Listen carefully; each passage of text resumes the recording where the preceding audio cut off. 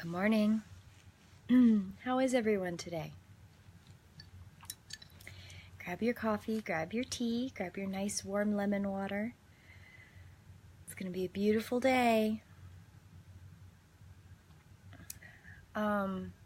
Today's theme is, as long as you live, keep learning how to live. I think we forget that we are constantly learning. I think we forget that there's no end game. There's no, I've got it all figured out. You're constantly learning. You're constantly having things brought into your field to awaken you. More to yourself, more to other people, more to your environment, more to your surroundings. You're not in a vacuum. You're not done. You don't graduate from college and that's all that there is. That's not how life works. It's not you get married, you have your 2.5 children, you have grandchildren, and that's it. That's not living life. It's not all of it. If that is part of your worldview, then congratulations. That is a part of your worldview. But it is not everything. I'm going to read for my Come as a Brother again. You must begin to believe that every difficulty that comes into your awareness is your mirror. You have called into your lives all these people and events to show you the parts of your consciousness that you have not yet wished to see clearly.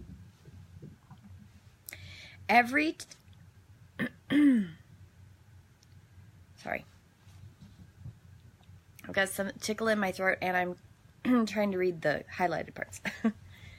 Be assured, if you judge against others, somewhere in your psyche you have judged against yourself. And that is the place that you must go to examine. That part of you that needs to feel superior and does so by judging another. Every time you judge, my friends, understand that you are stepping on somebody's neck in order to stand up much higher. Not on the world's estimation, but in your own. The quality of judgment is the most divisive quality that you possess, because it will, at any cost, prove itself to be better. But all you are really trying to do is make yourself feel equal.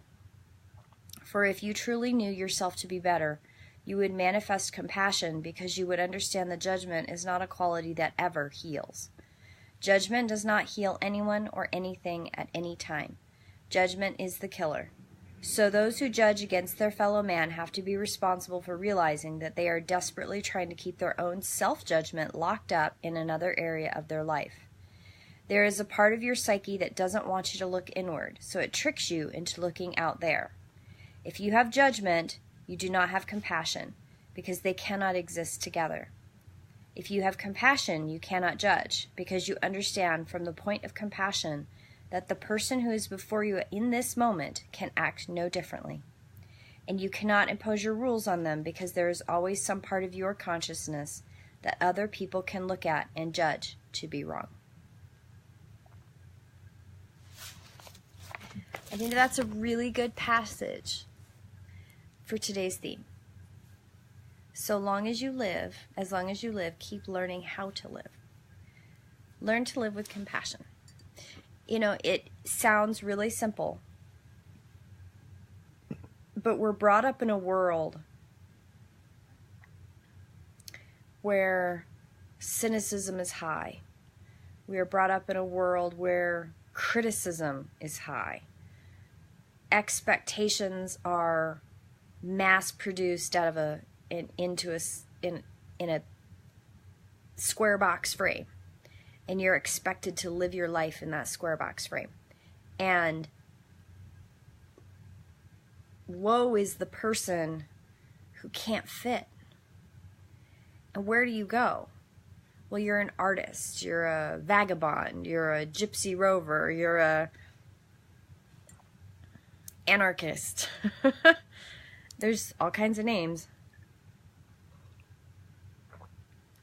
But you're unique. And it's a beautiful thing. So,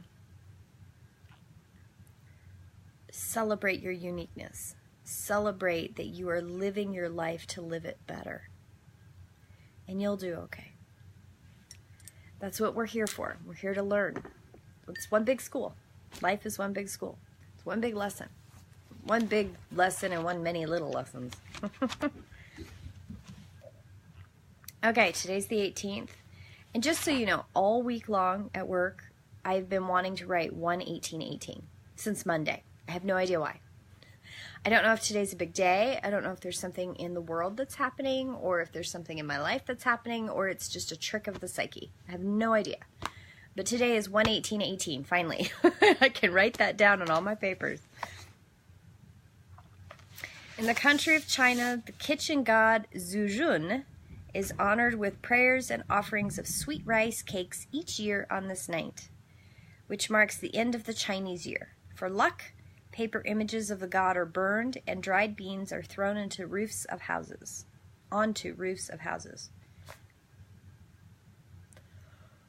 I would like to know if anybody could tell me what the significance of beans on the roofs of houses mean. Does anybody know that? I've never heard of that one before.